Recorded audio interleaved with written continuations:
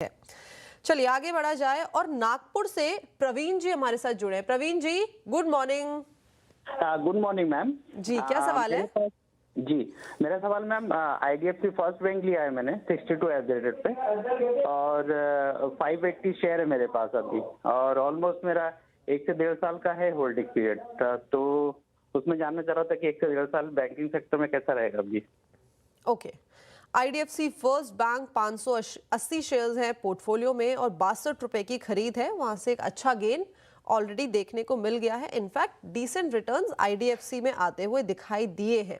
गाबा sir, क्या लगता है कि आने वाले टाइम पे आईडीएफसी एक सही बेट है यहाँ पे इन्वेस्टमेंट का, या यहाँ पे जो प्रॉफिट बन रहा है वहां से हम प्रॉफिट बुक करके कहीं और इन्फ्यूज करें?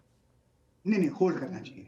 इसका जो सेटअप है ना आईडीएफसी फर्स्ट बैंक का, बढ़िया है, स्ट्रक्चर पॉजिटिव है। नीचे आया है, लेकिन आया नीचे ऊपर जाने के लिए, तो सेटअप और एक बार वो 100 पार करेगा तो हायर जोन चला जाएगा, 2 डिजिट तो 3 डिजिट हो जाएगा। मेरे ख्याल से ये स्टॉक होल्ड के लायक है, इसका स्ट्रक्चर सही है, सेटअप सही है, होल्ड करना चाहिए, देना चाहिए वक्त थोड़ा और। ओके, तो ये थी राय आईडीएफसी फर्स्ट बैंक पे। चलिए हेलो, गुड मॉर्निंग जी, बताइए क्या सवाल है? हमारे पास जियो फाइनेंस का 500 शेयर है और 250 का रेट पे लिए हुए हैं। ऐसे तो 350 में लिए थे, लेकिन Okay. एवरेज कर करके 250 आया हुआ है अभी।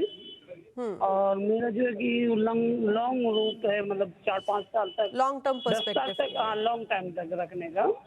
ओके तो और ऐड करना चाहिए अभी के रेंज में या स्टॉप कर देना चाहिए? ओके, तो ये थी राय जियो फाइनेंस के ऊपर। 500 शेयर्स है पोर्टफोलियो में और 250 रुपए की खरीद है। वहां से 50 रुपए प्रति शेयर जो इजाफा है वो होता हुआ दिखाई दिया है। उससे पहले एक स्टैंडर्ड डिस्क्लेमर, 1 साल में एक अच्छा खासा अपमूव देखने को मिला है। बीच में एक डिप आया था यहाँ पे मार्च में, लेकिन शानदार रिकवरी मार्च से लेके अब तक चार्ट्स पे दिखाई दी है। आगे की ट्रेजेक्ट्री गाबा सर, क्या करना चाहिए विद अ स्ट्रॉन्ग पेरेंट? देखिए, ऐसा है कि लॉन्ग टर्म तो ये स्टॉक बहुत ही बढ़िया है, शॉर्ट टर्म का नजरिया इसमें देखना भी नहीं चाहिए, निवेश करना चाहिए। आपका नजरिया लॉन्ग टर्म का है, वेरी गुड। अब 301 के आसपास ट्रेड कर रहा है, हाई करीब हमने 400 के आसपास देखा है। वो एक बार हाई पार कर लेगा तो फिर नेक्स्ट हॉल्ट रहेगा 500। तो और ये मेरे ख्याल से स्टॉक, अब मैं आपको बताता हूँ, इसमें आप ट्रेडिंग करेंगे तो कभी लॉस हो सकता है, लेकिन अगर इसमें निवेश करते हैं, इन्वेस्टेड रहते हैं, स्टे इन्वेस्टेड, तो आपका प्रॉफिट ही होगा।